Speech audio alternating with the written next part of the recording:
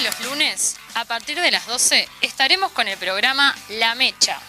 Hablaremos de los temas que nos importan, debates, conversaciones, información y comentarios de la actualidad. Vos, ¿de qué lado de la mecha estás?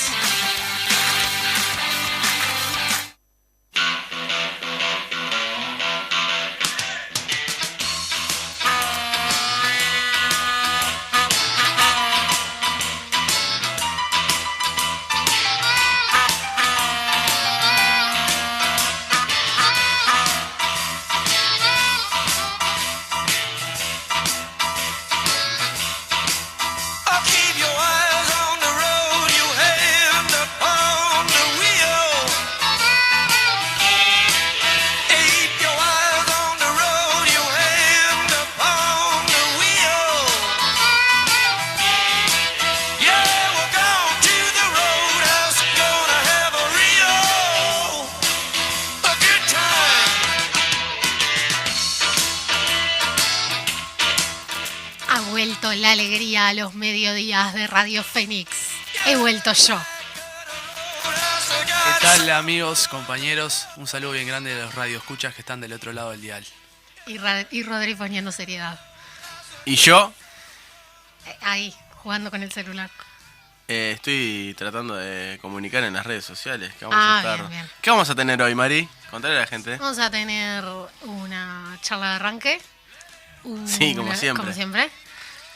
Vamos a conversar de las noticias más importantes de la última semana.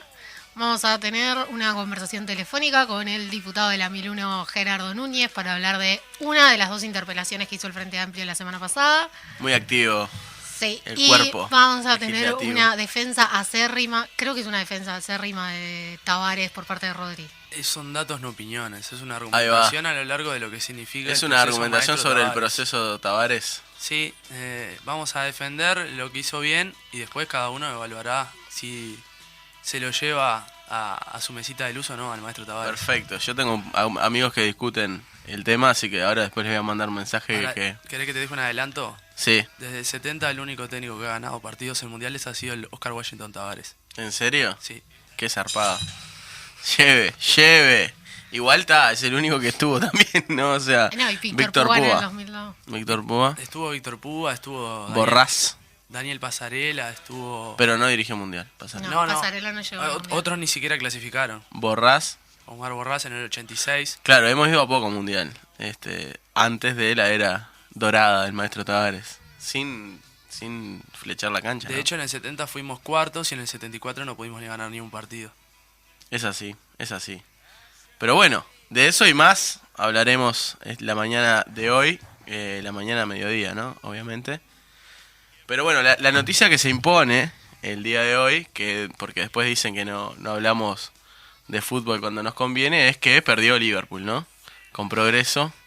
Y bueno, se aleja de los primeros lugares de la tabla de posiciones. Y bueno, también ganó Peñarol, por supuesto. Peñarol, 3-0. Y Nacional también. Ganaron los grandes como corresponde, como tiene que ser, para que el campeonato sea atractivo. ¿Vamos a hablar de los folletitos de Nacional o no?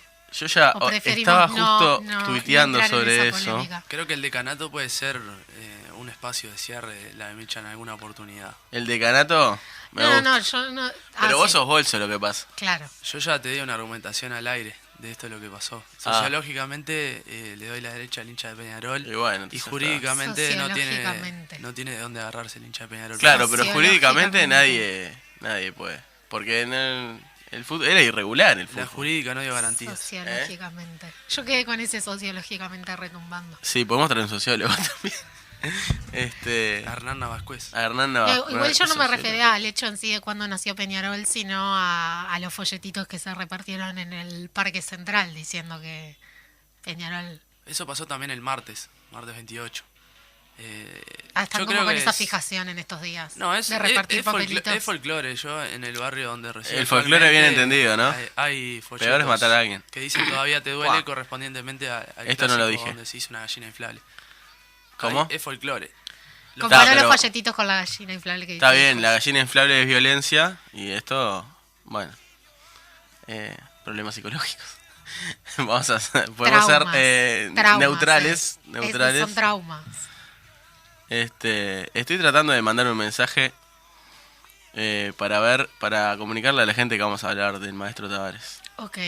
Mientras Fede habla eso, y ya que hablamos de fútbol, podemos comentar la Estamos medio historia. caídos hoy. Vamos arriba, vamos, que para eso les pago. Vamos. ¿Hace cobra? Sí. Ah, ¿no sabía? No sabía. Con razón. Bueno. No, estaba diciendo lo de la victoria del Atlético de Madrid por sobre Barcelona y el festejo de Suárez de su gol, o sea, haciendo el telefonito. Sí, y la eliminación de Peñarol también, quiero decirlo. Yo no soy ningún cobarde. Porque acá me están diciendo que no hablo de la eliminación de Peñarol y todo. Pero bueno, teníamos que hablar de Liverpool, que perdió. Eso era fundamental y no era dirigido para nadie en especial. Gabriela. No creo. Sí. Y bueno, y también nos dicen que hablamos mucho de fútbol.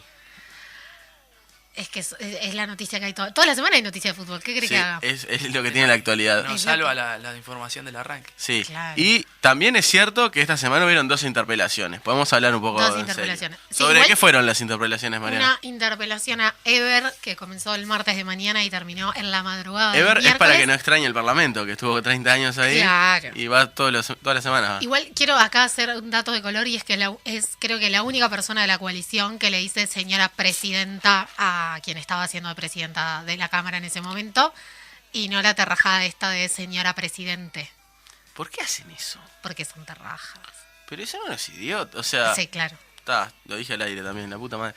Bueno, seguimos diciendo improperios al aire. Hoy estoy un poco desconcentrado. Y bueno, la de Ever fue por las fugas en la cárcel, o sea, la fuga del muchacho este que encontraron en Las Palmas. Qué divino. Ya hablamos largamente sobre el tema. De Las Palmas, largamente. Y lo otro es por el tema de la compra de dos aviones. De 2 Hércules a España del Ministerio de Defensa de García. García estuvo el jueves en la mañana y terminó convenientemente la interpelación 1 hora antes del partido de Peñarol. Está bien eso. Y sí, por supuesto. Fueron tremenda mufa igual. También pasó la terrajada esa, hacerle un homenaje en el Parlamento. ¿Cómo terrajada? Una de las instituciones más importantes, por no decir la más importante del país. Claro, o sea, pídanle a sus legisladores hinchas de Nacional que la próxima vez les hagan un homenaje nacional. Aparte, en las medias horas esas, cuando cumplió 100 años nacional. En las previas esas se hace homenajes a lo que raye, ¿no? O sea, tipo, creo que pedís ahí, si claro, hay tenés un diputado amigo. Alcanza que un legislador o legisladora diga, quiero hacer un homenaje de tal cosa. Sí. Anduve viendo archivos y cuando Nacional cumple 100 años se hace un homenaje en el Parlamento también, y la imagen del turco Abdala, en ese entonces en el Partido Washington. Colorado. Sí. En ese entonces en el Partido Colorado, tapando la bandera nacional que tenía en el estrado, con una especie de carpeta para que no se visualizara. Prolijo. Sí, como lo Hoy en día no, Washington. ya no. Hoy en día ya no. No, bueno, él tampoco ya no es tan prolijo últimamente desde que se hizo youtuber. ¿Recuerdan esa? Es estandapero también. Sí, y está en la OEA, ¿no? Ahora claro, sí. Y en cualquier momento saca un stand-up con lo que es con Almagro. Con Almagro, sí. Bueno, ya es tan cantinflesco lo de Almagro que podría perfectamente hacer humor y Sotelo, absurdo. ¿no? ¿Sotelo qué? Hizo el stand-up con Sotelo y Gorsi. ¿Cómo me perdí eso? Sotelo Gerardo. Sotelo, Gorsi y Abdala. Sí. Hicieron un stand-up. Pero ¿y en qué país vivía yo? Estaba preocupado por... En uno mejor, seguramente. Qué tremendo. Bueno, tenemos que hablar de las noticias, chicas y chicos y chiques. La Diaria dice que la FEU se impuso en todas las facultades, salvo... No lo dice la Diaria, fue la realidad. No, acá lo que importa es el relato. Eso dice la Diaria también. No, bueno, la FEU se impuso, sí, claro, fue la realidad. En agronomía y veterinaria, según los resultados primarios. No. En agronomía y veterinaria ganó la CGU. La FEU ¿Viste? se impuso en el resto de la universidad. Era para ver si estabas atenta. La Federación de Estudiantes ganó en todas las facultades, menos en agronomía y veterinaria. Una noticia que no es noticia. Sí, en realidad sí, porque avanzó más la FEU. De hecho, recuperó consejero en agronomía, sacó a la CGU del Consejo de Derecho. Contémosle a la gente que estamos hablando de las elecciones universitarias en las que se eligen las autoridades. Ahí va, se y los eligen las estudiantes autoridades tienen de la universidad. sus lugares. Ahí. Los estudiantes tienen sus lugares. La FEU es la Federación de Estudiantes Universitarios del Uruguay. Amplitud, izquierda, puncoso color. Y la CGU es el Partido Nacional. Bueno, un poco sesgada la información, pero bueno, es bastante... Hay otras agrupaciones también. Che, igual yo no entendí algo. En medicina ganó el Frente de Participación Estudiantil, que ahora no es medio... el Frente de Participación Estudiantil está peleado que con se la FEU. presentó en varias facultades y siempre por fuera del Lema FEU. No se sea presentó como Lema FEU. Tiene o sea una que relación complicada. técnicamente en medicina tampoco ganó la FEU. Ahí va, pero en realidad son de la FEU, o eran de la FEU, hasta que yo... Eran de la FEU. ¿Eran? ¿Se fueron? Sí, o sea, no se presentaron solo como Frente de Participación Estudiantil, no se pusieron a hacer FEU. Están en una relación complicada. No, se fueron. Se fueron. Sí, entonces, estamos diciendo que ganó la derecha en 2 facultades, pero... Y en una ganó algo ahí. En una ganó la izquierda, ¿no? Algo ahí. La izquierda más radical. Bueno, no sé. Tienen que arreglar sus problemas, chicos. Precisamos una federación de estudiantes única. O sea, que están retrocediendo en el medio. Bueno, no vamos a hablar de la interna de la FEU porque me calienta. En mi época... En mi época habían cosas peores. ¿Qué más? Rodri. Búsqueda citó una noticia del ministro Salinas en donde sus integrantes del partido Cabildo Abierto lo juzgan y le ponen el ojo en la mira por lo que realizó Salinas, y al confesar que no está afiliado al partido Cabildo Abierto y que no es participante activo del partido. Eso trajo cola en las filas de Cabildo Abierto y puso en tela de juicio su compromiso para con el partido nuevo.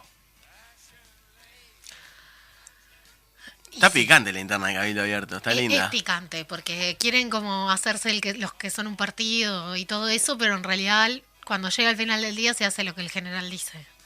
Y le dicen así, le dicen el general. Es general. Sí, aparte estamos hablando de que Cabildo Abierto, después de la figura de Manini Ríos, la más importante que tiene es Salinas. Y sobre todo por el papel participativo que tuvo en la pandemia. Sí, va a haber que ver ahí cómo Manini intenta terminar de atarlo para que no se le vuelva una competencia interna. Sí, yo no creo que se le vuelva una competencia interna porque el partido está estructurado en torno a Manini. Y bueno, es difícil pensar un Cabildo Abierto. Es un partido medio unipersonal. Claro. O sea, pasó a ocupar el lugar que intentó ocupar sin éxito Edgardo Novik en las elecciones pasadas. ¿Qué es de la vida de Edgardo Novik? Podríamos hacer una... Y haciendo plata. Es una recopilación actual de lo que es la vida del Pompa Borges. Hoy en dicen día se dice que es la vida de Edgardo Novik.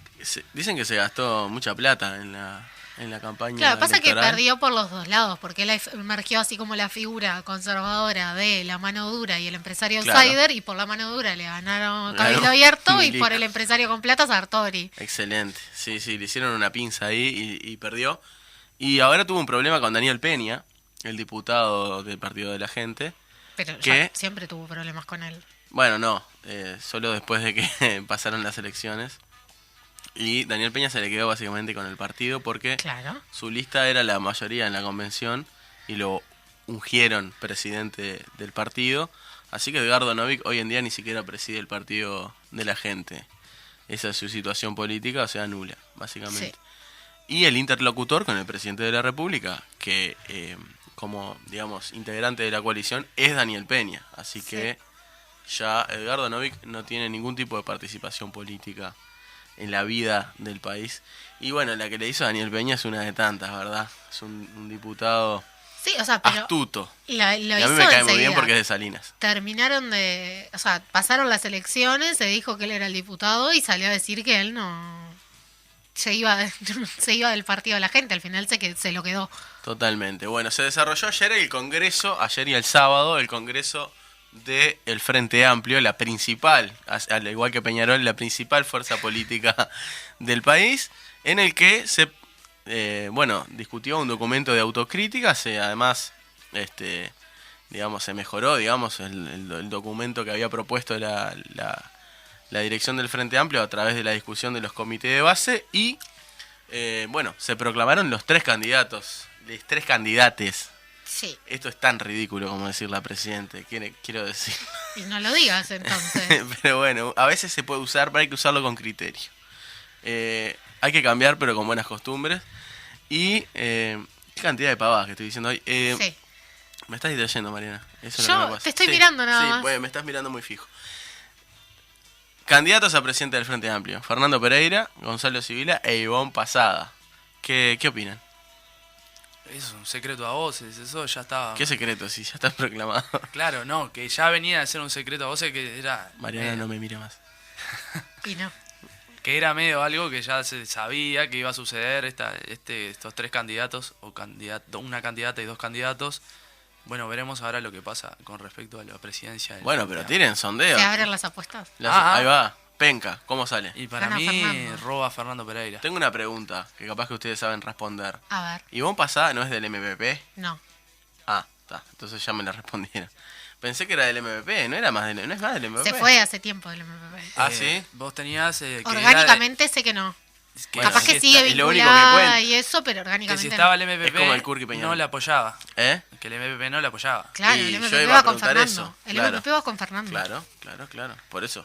Pero como ya había sucedido en las Claro. elecciones departamentales, en las que Daniel Martínez, siendo del Partido Socialista, se había presentado por fuera y lo apoyaban otros, bueno, me surgió la duda, que quizá eso sea una nueva forma en la que se desarrolla la política del Frente Amplio, ya licuando totalmente lo colectivo y las discusiones, pero no. No, Eh, no es más orgánica del MPP. Perfecto. Así que bueno, es una candidata independiente, ¿no? Es la Sí. al igual que nadie, es la única candidata Sí. independiente. Sí, porque Fernando Pereira técnicamente es de la vertiente. Es de la vertiente y Sibila es del Partido Socialista, su secretario Es el general. secretario general del Bueno. Partido Socialista. Ya tenemos que tirar los sondeos. Ya dijimos. 80, Para mí, roba Fernando Pereira. está, pero ¿cuánto? No, 80%. 80%. No, el Frente Amplista le gusta, es bravo el Frente Amplista. Para mí gana con el 65% Fernando Pereira, mete un 20 Sibila y un 25 Sibila y un 10, no sé si me dan los números, creo que sí, un 10, sí, me dan perfectamente, la compañera Ivonne Posada. Y ya anuncio que Ivonne Posada va a estar en la dirección futura del Frente Amplio. Decís que la va a tener como una de las vicepresidentas. Y no sé si vicepresidenta, pero es una compañera que tiene mucha experiencia Sí, y que mucha hoy en día no trayectoria. tiene ninguna responsabilidad, así que me parece que... Sí, perdió. O Que sea, va a estar ahí, era va a la estar ahí. candidata alcalda de. Municipio. Alcaldesa Alcaldesa, es verdad. del municipio CH. Heroico también, porque hay que tirarse al municipio. Hay que reivindicar a los compañeros que son valientes. Igual también. yo quiero decir que le daba bastante bien, o sea, parecía que podía llegar a disputar el municipio, por eso fue que sacaron a Abt de la diputación y lo tiraron alcalde Sí, nuevamente. un abt que era diputado y Claro. que, bueno, lamentablemente falleció el año pasado producto del coronavirus. Pero lo tiraron alcalde de nuevo porque les dio miedo que Ivonne les ganara. Sí, es cierto. Hasta incluso metieron a Jorge Cedé de candidato. Sí. Bueno, esta noticia, Pablo da Silveira ha dado que hablar en los últimos días. El diario de la República dice, Pablo da Silveira sobre la pelea en el Liceo número 2 en Maldonado, dice, son señales de cosas que que vienen andando mal desde hace tiempo. Expresó en relación a la pelea entre dos alumnos en el Liceo 2 de Maldonado, se perdió esa cuestión que en cierta época tuvieron las escuelas y los liceos de este país, de ser lugares de un trato civilizado, de encuentro y de práctica del respeto, y esas son las cosas que tenemos que recuperar, dijo el ministro de Educación y Cultura, Pablo da Silveira, que no solo dice estas bizarreadas, sino que la semana pasada dijo una mucho peor, y es que si se deroga finalmente la ley de urgente consideración, Anula. por favor, no voy a dar esa discusión al aire porque me parece... Yo no sé la diferencia. Bueno, ahora, al final del programa vamos a hablar de la diferencia entre anular y derogar una ley, porque hoy de mañana ya estuve Perfecto. hablando con gente y no puedo creer que esté esto en la vuelta. Bueno, Pablo da Silveira dijo que se vuelve al esquema soviético. Sí, se deroga la LUC en la educación. ¿Qué les parece? O sea, estábamos en un esquema soviético y no sabíamos. Claro, ahí va. Previamente. Empezando por ahí, ¿Qué significa que había un esquema soviético? no, nadie sabe. Nadie sabe, pero se hace una... Pero onda, parte aparecen estratégicas. estatuas de Lenin en la... Son en la- estrategias pura y exclusivamente del ¿Había Partido purgas? Nacional. Siempre atacar, sin argumentos sólidos. Bueno, un poco sucedió con el diputado Núñez en la interpelación, que el ministro García estuvo Ah, una sí. hora hablando del Partido Comunista y su relación con el ejército. Exacto, ahí es como volvieron a eso del agitar el cuco del comunismo. La interpelación se da porque al Partido Comunista no cree en las Fuerzas Armadas. Yo lo que no entiendo es, o no cree en las Fuerzas Armadas, o apoyó los comunicados 4 y 7. No se Porque decían. las dos cosas al mismo tiempo no se pueden hacer. O el Partido Comunista fue descreyendo de las Fuerzas Armadas durante el tiempo, Claro. hasta un extremo tal en el que hoy en día ya no cree en las Fuerzas Armadas, pero en 1973, según ellos, quería dar un golpe de Estado con los militares, no sé qué. La verdad que ni siquiera para ser anticomunistas y macartistas ni siquiera son coherentes, ¿no? Bueno, ¿Qué les parece? es mucho decir. Coherencia de Javier García. No, en general es que el nivel de esta coalición, o sea, está lleno de inútiles. Sí, pero tienen una línea estratégica bastante marcada que la siguen a rajatabla. En eso, Claro, vos decís, tienen por un lado los dementes que tiran boludeces y por el otro lado 2 o 3 figuras que centran. creo que hay una línea política, una estrategia que la cumplen a rajatabla a pesar de sus limitaciones intelectuales. Pero están durísimos hoy. ¿Que esto qué es? El programa de...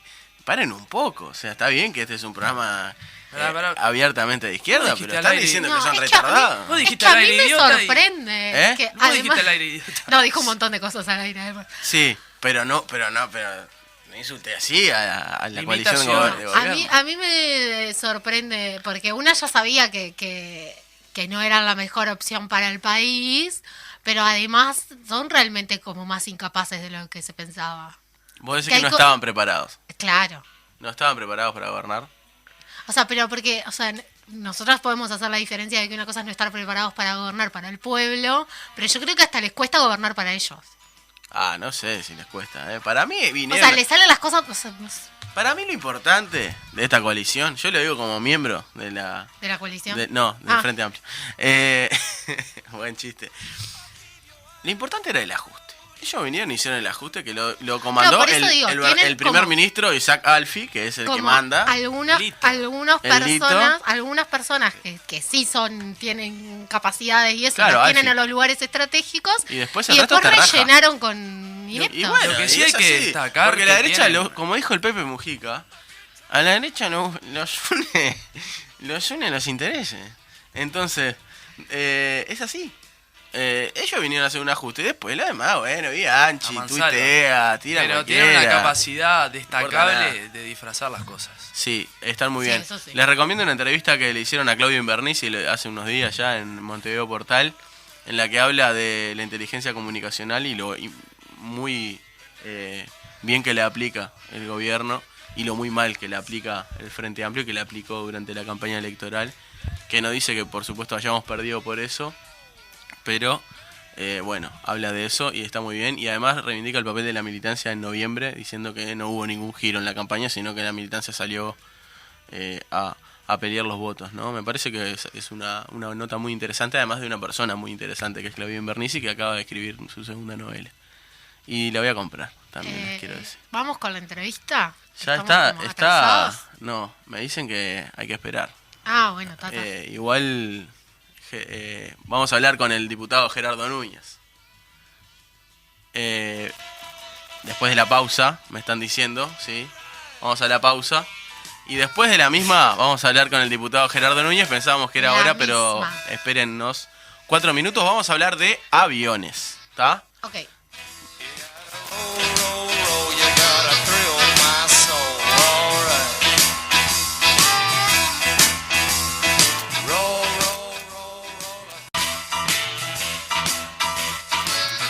Volvemos de la pausa y ya estamos en contacto telefónica con el diputado Gerardo Núñez.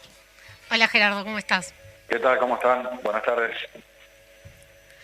Bueno, contanos un poco cómo estuvo la interpelación la semana pasada y cómo ve el Frente Amplio que fue el resultado. Bueno, yo creo que la interpelación fue una buena instancia. En primer lugar porque logramos colocar algunos temas sobre la mesa que no estaban presentes. Obviamente, más allá de la compra de los aviones Hércules y de la mala compra, de una decisión apresurada, de una decisión que se toma cerrando el negocio con España antes de que existiera una revisión técnica de los aviones y además un informe jurídico sobre este contrato, logramos poner encima de la mesa todo el proceso de desinversión, de desmantelamiento que está sufriendo el presupuesto en Defensa Nacional. Logramos mostrar que efectivamente hay un recorte del 5% para los salarios del personal militar. Logramos demostrar que hay una caída enorme en cuanto a la inversión en recursos en materia de alimentación, que fundamentalmente golpean al personal subalterno, es decir, al personal que gana menos, al personal que vive en peores condiciones. Solo para dar un dato, en el 2020 se gastó un un 20% menos que en el 2019 en materia de alimentación, y es una cifra baja comparada con todos los años hacia atrás, 2018, 2016, 2017, perdón, y 2016.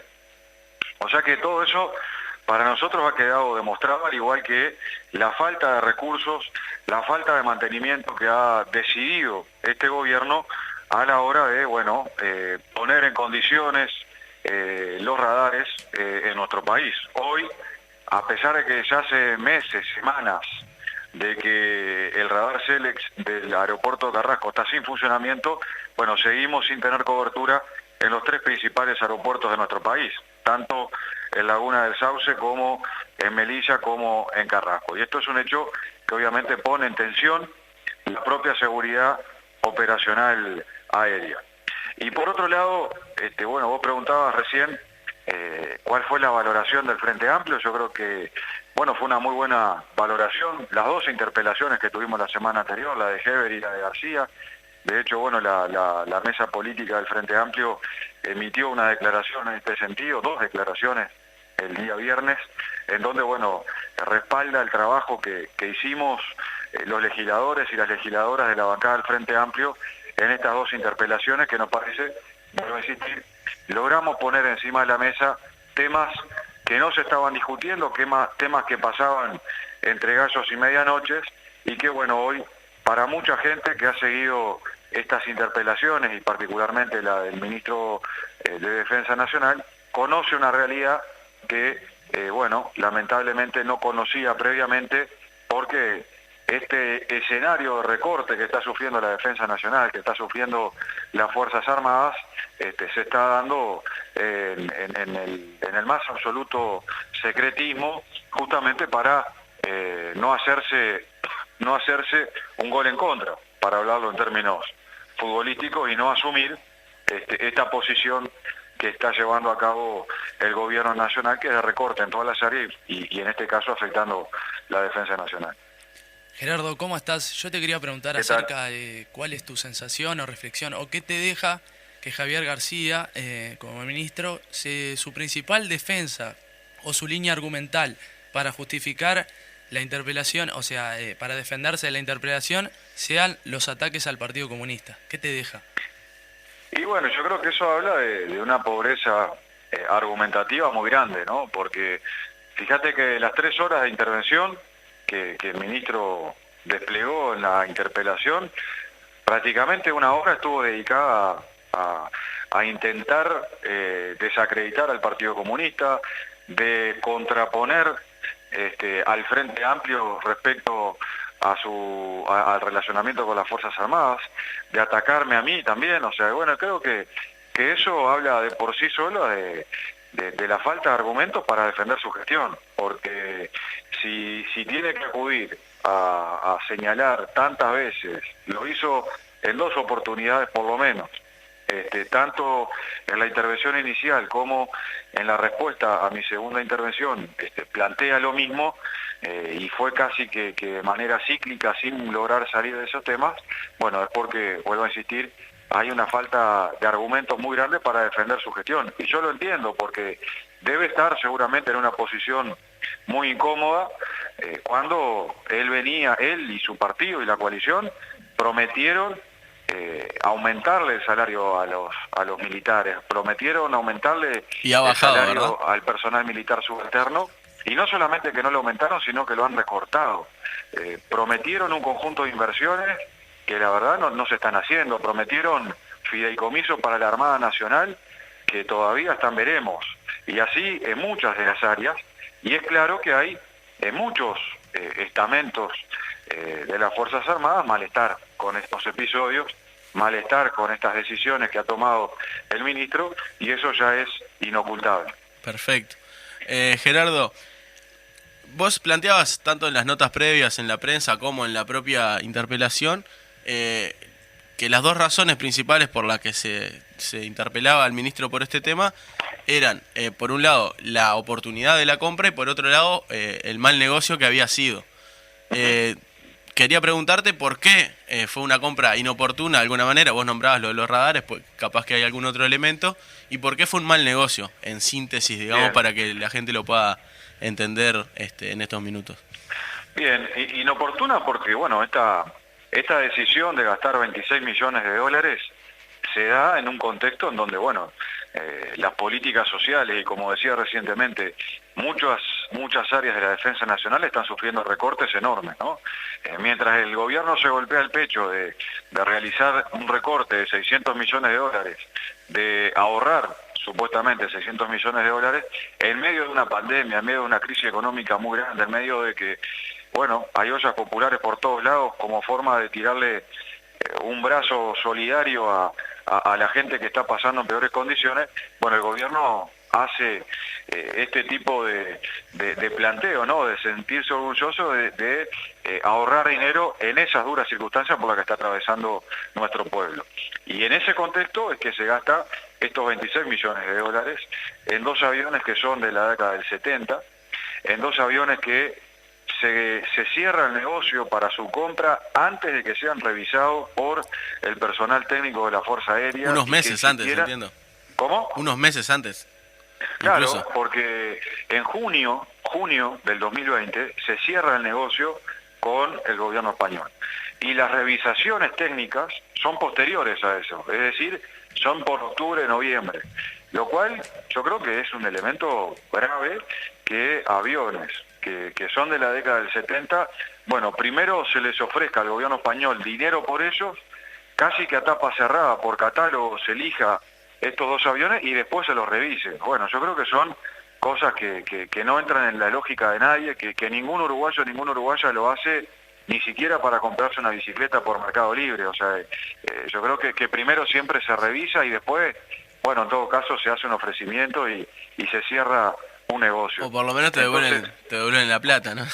Claro, creo que son de esas cosas que son inexplicables y que de hecho no pudo explicar el ministro García si no fuera por acudir a estos que ustedes señalaban al principio del recurso anticomunista, que parece no solamente ser un recurso del ministro García, también lo utilizó Iturralde y ahora en las últimas horas el propio ministro de Educación y Cultura, haciendo referencia a que, bueno, si se derogan los 135 artículos de la ley de urgente consideración, parece que pasaríamos a vivir nuevamente en un esquema soviético, algo que bueno, ya sí, yo no me había enterado que había un esquema de soviético. lo ridículo, ¿no? Claro, sí, totalmente. Yo no me había enterado que había un esquema soviético en la educación. No, al menos cuando yo fui no era así, pero bueno, capaz que hubiera estado bueno, no sé, pero no, así no era, seguro.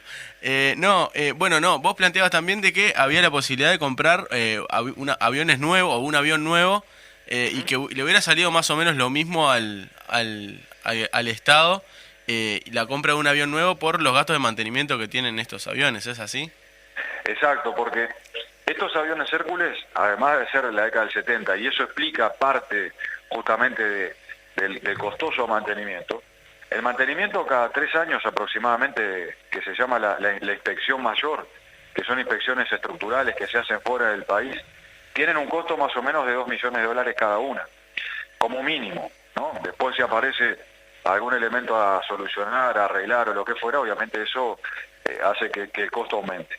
Después tiene otro componente que es muy costoso, que hace el consumo de combustible. Estos aviones Hércules gastan $1.600 por hora de vuelo en combustible y en total son unos $9.000 en costos operativos, que hace que bueno sea una plataforma muy costosa de mantener. Y la opción que se manejaba anteriormente era un leasing por 8 años de un avión Airbus C-295W, que son aviones de carga, son aviones digamos más pequeños que los aviones Hércules, pero que respondían a las necesidades y a las misiones que la propia Fuerza Aérea y el Estado uruguayo tiene. Y eran aviones nuevos, un avión nuevo. Y era un avión, No exacto, jubilados. era un avión nuevo, que los mantenimientos, por ejemplo, mayores, las inspecciones mayores, estaban a cargo de la propia empresa que se contrata. O sea, eso tenía un costo, incluyendo el combustible, en los 8 años de 38 millones de dólares. Acá estamos hablando que Claro. los aviones Hércules costaron 26 millones de dólares, pero si vos le agregás, por ejemplo, el consumo de combustible por año, solamente de 450 horas de vuelo, lo multiplicás por 2.600 y lo multiplicás por 8, bueno, eso te da un costo de $9 millones en el consumo de combustible, más a lo que hay que sumarle, lo que decía anteriormente, los mantenimientos y las inspecciones mayores. Entonces, en términos de costo, más o menos estaba a ser lo mismo, pero comprando con un avión Oh. nuevo que, además de las prestaciones, genera cosas positivas para la profesionalización, para el desarrollo de los pilotos de nuestra Fuerza Aérea. En Claro. tanto, bueno, pueden compensar horas de manejo en aeronaves con tecnología de punta y no con aviones tan antiguos como los Hércules. Perfecto. Bueno, Gerardo, muchísimas gracias por tus minutos y esperamos la próxima contar con vos en el estudio. Bueno, un abrazo grande, que pasen bien. Hasta luego, muchas gracias, chau chau.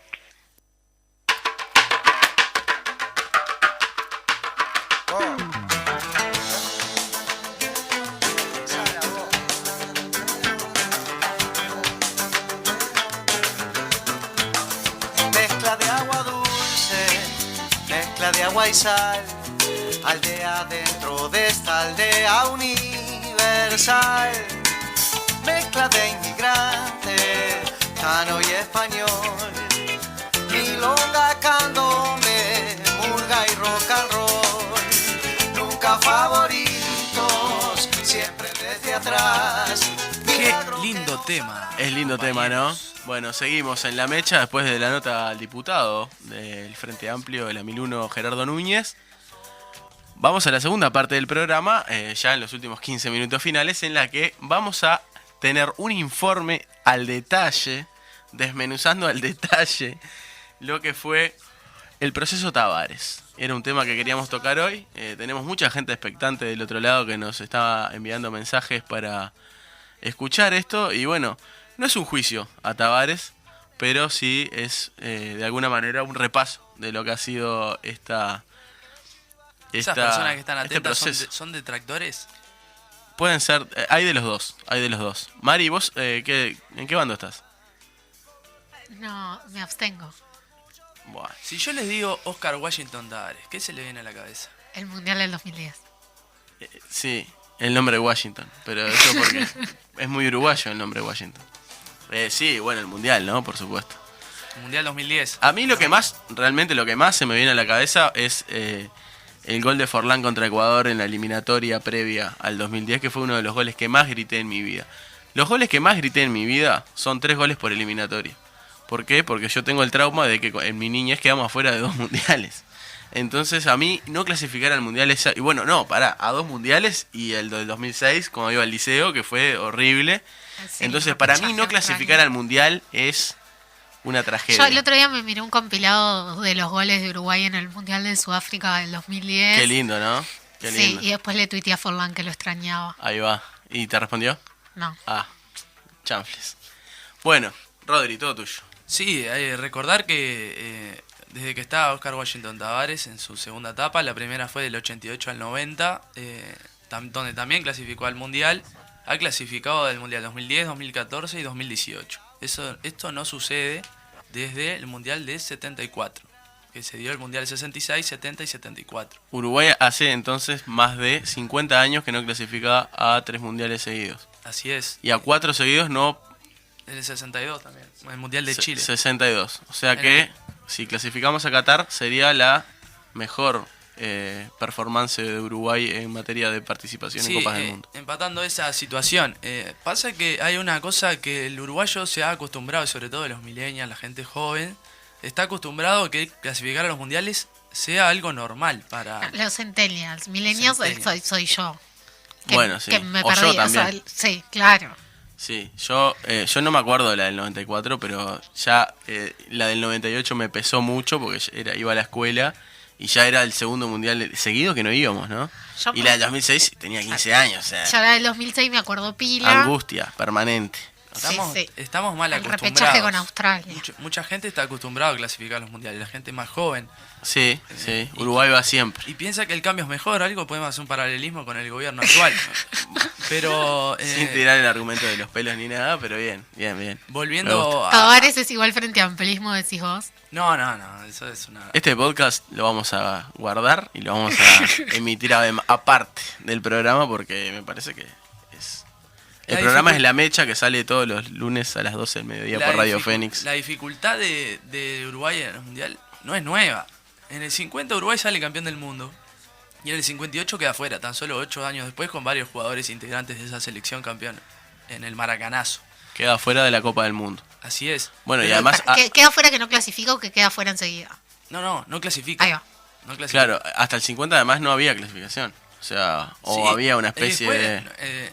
en el 93 queda fuera en una serie que tenía, porque antes se separaba, no es como ahora el formato de eliminatorias, queda fuera en una serie en donde se estaba Ecuador, Brasil, Venezuela y Bolivia. Era muy difícil no clasificar. Claro. Y clasificaban directamente, 2 por serie. Bolivia clasifica al Mundial en esa selección donde tenía jugadores muy grandes como Platini Sánchez y otros jugadores. Y el Diablo Y Echeverri. el Diablo Echeverri, gran pegada. Pero bueno, más adentrando en la segunda etapa del maestro Tavares, que comienza en el 2006, ya tenemos 15 años de su O sea, segunda luego del gestión. Mundial del 90 despiden a Tavares, se da toda una situación en la selección y Uruguay no va al Mundial. No va porque al supuestamente había hecho una campaña mala Uruguay en el Mundial del 90, en la que llegó a octavos de final, entiendo, y perdió con Italia. 90 Uruguay le gana un partido solo, que desde el 70 no podía hacerlo en mundiales. Volvemos al O tema. sea, hacía 20 años que Uruguay no ganaba un partido Claro, mundial. en el 74 no gana, en el 78 no va al Mundial, en el 82 tampoco. Recordemos que Uruguay no va al Mundial en Argentina, lo que es un dolor país eso. En el Sí. 86 tampoco. Clasificamos a la siguiente fase tras 2 empates, empatando 1-1 con Y Alemania perdiendo y 6-1. empatando con Escocia. Ahora, estamos hablando de que las dictaduras de la región les dieron mundiales a sus países y la nuestra no pudo darnos. No, nos dio el Mundialito. El Mundialito. ¿No? Bueno, sí, no me mires así. Y bueno, esto de uruguayizado, más chiquito. Es así. En el 90 le ganamos a Corea. Con Empatamos. gol de Fonseca en la hora. Sí, que hoy en en día offside. sería offside. En esa época no. En el 90 también después empatamos con España, que ahí 0-0. se recuerda el penal errado de Rubén, De Rubén Sosa. Sosa, sí. Que todo el mundo se pregunta por qué no lo pateó Enzo Francesco. A ver, te voy a hacer una pregunta a ver si la sabes. En ese Mundial Uruguay convierte solamente 2 goles. ¿Quién hace el otro gol de Uruguay que no era el de Daniel Fonseca? Eso no me lo estudié. Ah, viste, bueno. Entonces no. Fue Pablo Bengoechea contra Pablo Bélgica Javier. en la derrota 3-1 contra Bélgica. Muy bien. Y en el 94 Viste, se gana... Bengoechea hace un gol, Sosa agarra un penal.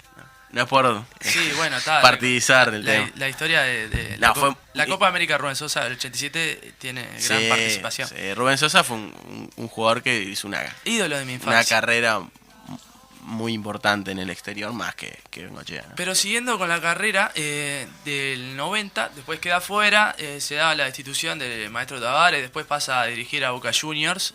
Campeonando. No sin antes, en el 87 sale campeón de América. Con Peñarol. Con Peñarol, esos son los Impresionante. pergaminos que tenía el maestro Tavares. Y después viene la etapa de Luis Cubilla, que era considerado por la prensa un DT ganador. De hecho, no es del todo equivocado. Y ahí se dio un dilema muy Técnico importante con lo campeón que de- fue la jugada de los uruguayos que estaban en el exterior y los uruguayos del medio local.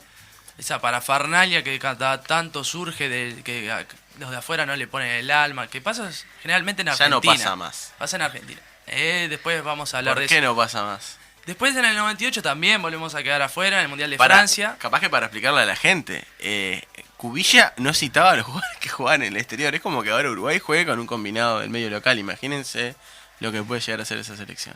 Algo parecido a lo que sucedió con Carrasco ahí, donde metió a algunos jugadores de Bueno, más de respeto. trayectoria discutible.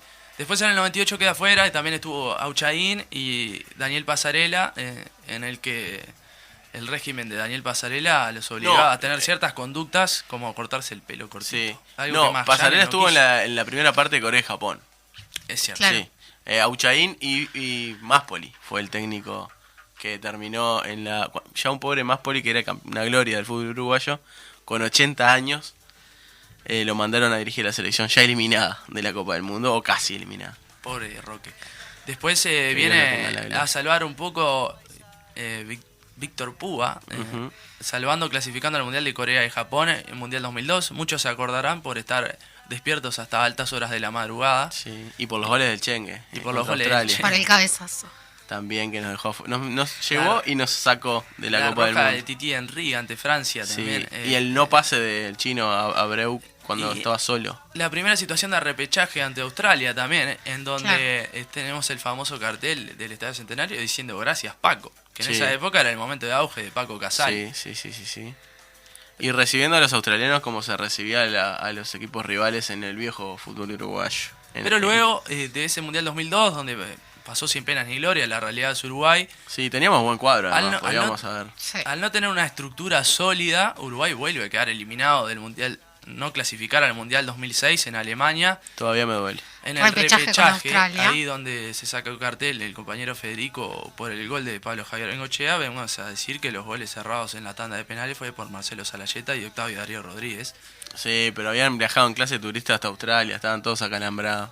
O sea, fue culpa de la dirigencia. Un gran Octavio Darío Rodríguez. Y dos jugadores. Marcelo Danubio Yo Salayeta, pienso en Salayeta y me emociono. gran jugador. Sí. Pero bueno, Jorge Fossati hizo lo que pudo, es un gran técnico, le fue dentro de todo bastante bien, remontó una eliminatoria que había comenzado bastante caótica, con Carrasco dejando bastante lejos. No tengo la misma evaluación, Sos pero... un defensor de Carrasco. No, sí, un poco sí, pero no... Próxima columna defensa Ahí va. acérrima de Carrasco No, por ni, Federico no, Pérez. ni cerca. Hay mucha gente que lo Me puede gusta hacer. cómo juega, pero no importa. Seguí porque... Solo un comentario. 2006, después del Mundial, se asume el maestro Tavares, segunda etapa, después de un periplo donde había estado sin actividad, había pasado por la segunda etapa en Boca Juniors y también estaba en el Logroñés de España. Asume en el 2006, agarrando una selección bastante traqueteada y con un desgaste bastante importante, en donde lo primero que hizo Oscar Washington Tavares para fundamentar esto, que es el proceso, es llamar a todos los jugadores y ante la negativa de algunos de ellos, porque en ese entonces estaba mal visto, la gente con la selección no tenía una buena relación.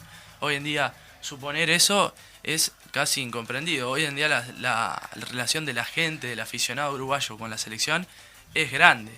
Llena todos los estadios, el interior se moviliza, traen... Es verdad. Y bueno, en ese caso varios jugadores se negaron a venir por todo eso, que no había una estructura, no había un presupuesto para la selección, se tenían que pagar a veces sus pasajes. A veces se le achaca bastante a los jugadores de esa época que no tenían compromiso, pero también hay que ver que la coyuntura actual en la cual jugaban y la desorganización, en donde la de Eugenio Figueroa hacía teje-maneje.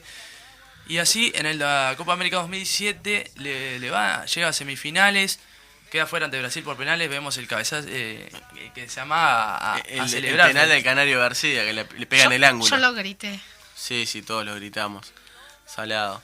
Ese penal fue lo último que hizo Pablo García en la selección. Yo lo grité en el, ¿Por Lo qué? último. ¿Por porque qué? en el cine, lo grité. hay varios jugadores que después de esa Copa América 2007 se volvieron directamente en sus aviones privados y sin importar a algunos otros integrantes del plantel, lo cual al maestro Tavares esa actitud, que ya le había dejado en claro, no le gustó para nada. Sí.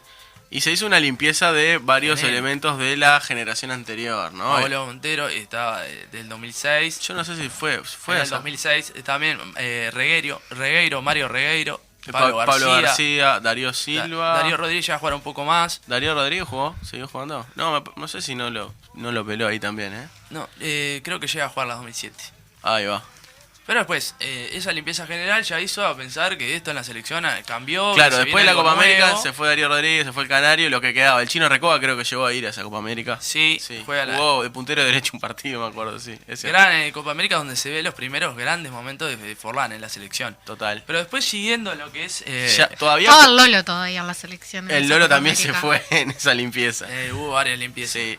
Todavía Pérez, Suárez, Cavani, ¿no? O sea, Claro. Sí, ellos Suárez ya había jugado amistosos, pero Tavares y otros Eran de la pilares sub-20. fundamentales de este proceso fue solidificar y poner principal atención en las formativas, generando en el complejo celeste, que ya existía, pero afirmando su importancia en lo que es la estirpe del fútbol uruguayo, sub-15, sub-17, sub-20, entrenar todos juntos en ese complejo de alto rendimiento y catapultar esa importancia de las formativas. Suárez ya tenía nivel para estar en la selección, ya había jugado amistosos, pero no. Vos andás a jugar con tu categoría el Mundial de Canadá 2007, al igual que le dice gran Edison plantel Cavani. que nos tendría que haber ido mejor. Sí, Quedamos afuera con Estados Unidos. Ferrín pero- el técnico, si no me equivoco. Sí, Y después Cavani, en Suárez. 2009, Diego Aguirre. también, Sí, con gran plantel. También gran plantel. Algunos Pero jugadores fue se un camino repetían. tumultuoso, porque en el previo al Mundial de Sudáfrica 2010, creo que fue, catapultó ahí lo que es el proceso Tavares y el auge en la opinión pública general. Pero varios periodistas creían su cabeza, tan así que llegó al repechaje en un final bastante cerrado con Costa Rica, donde Álvaro Saborío agarró un gol ahí. Sí. Sufrido como Con el todo. gol del Loco Abreu, poco recordado quizá, pero con unos los momentos claves del proceso, o al menos del principio del proceso Tavares, el gol de Abreu en el estadio de cabeza, si no, quedábamos afuera. Tras centro de Andrés Scotti. Sí, señor. Pero bueno, llega al Mundial 2010 en un grupo bastante difícil para Uruguay por cómo llegaba, Sudáfrica el local, Francia que venía a llegar a la final del Mundial Y México. y México que siempre es un rival duro para Uruguay. Nadie se esperaba el resultado que obtuvo, pero ahí se fue construyendo una identidad de la selección con la gente y propia que la habían construido desde las bases de Tavares, que hacerlo de fortificar eso del compromiso, la actitud y de la identidad de esta selección, que después más adelante se terminó derivando en 11 años más de proceso de selección, en la que Oscar Washington Tavares, a pesar de hacer un relevo, de generacional, sigue con esa misma fortaleza y esa misma idea, a pesar de los resultados más dispares o no, hizo que todos los jugadores de la selección quieran venir, quieran estar, sacrifiquen otras cosas, sacrifiquen sus beneficios personales tal vez, su espacio con la familia para estar en la selección, y se darán los resultados o no, pero esa actitud es innegociable y la construyó Oscar Washington Tavares, que antes no se daba. Totalmente. Además creo que hay una cosa que es un poco imperceptible, pero que tiene que ver con que la actitud errática que había en la selección, de cambios permanentes, de volantazos, caos, que se daba en las juveniles también, donde los jugadores a veces no iban a las juveniles, donde no siempre eran los mejores, los cuadros no mandaban a los jugadores a las juveniles, etcétera. No, se dejó de dar, y hoy en día el 90% o más de los jugadores que juegan en la selección son del proceso de selecciones juveniles, tienen experiencia en haber jugado en la selección, desde edades tempranas, de defender a la selección, y eso sin desmedro de que hay algunos jugadores que destacan luego y que en el momento de ser juveniles quizá no eran tenidos en cuenta y también son citados, ¿no? Eso que decís vos es un pilar fundamental, hay que hacer hincapié a la organización y la estructura que llevó adelante el maestro Tavares para hacer que funcione todo esto, que antes era un desbarajuste y que no había organización ninguna. Pero ya llegando al final de lo que es el informe, algunos datitos de color: es el entrenador más longevo en la actualidad, tiene 74 años. Sí. Y también es Y anda en moto. es el entrenador que tiene en la esa que venden en un supermercado. También es el entrenador que tiene más actividad continua en el cargo. Sí, es cierto. Peleaba con Joaquín Lau, pero Joachim. cambió el higiénico Joaquín Lau. Sí, ¿por qué higiénico? No quiero saber. Nos quedaron varias cosas afuera, ¿no? O sea, los otros mundiales, las Copas América. La Copa América 2011. La Copa América 2011. ¿Te Principal parece resultado. seguir con esta columna y hacer la segunda parte el lunes que viene, Rodri? Si la audiencia sí lo quiere. Si la audiencia sí lo quiere, porque ya son la 1 de la tarde y nos tenemos que ir, María. No, tenemos que ir. Y si la audiencia no quiere, lo vamos a hacer igual porque decidimos nosotras qué hacemos. Perfecto. El lunes que viene vamos a estar desarrollando algún tema que quizá no ha estado mucho en el tapete, pero que tiene particular relevancia. Se van a ir enterando durante la semana. Y bueno, haremos otro programa de La Mecha rumbo al final del año y al final de esta primera temporada del programa. Así que bueno, saluden a su audiencia y hasta el lunes que viene, chicos. El saludo de siempre para todos y todas las radioescuchas y el saludo bien grande para quienes nos están escuchando desde el principio. Excelente. Chao. Soy celeste, somos de la sangre de Maracaná y somos la locura que picó el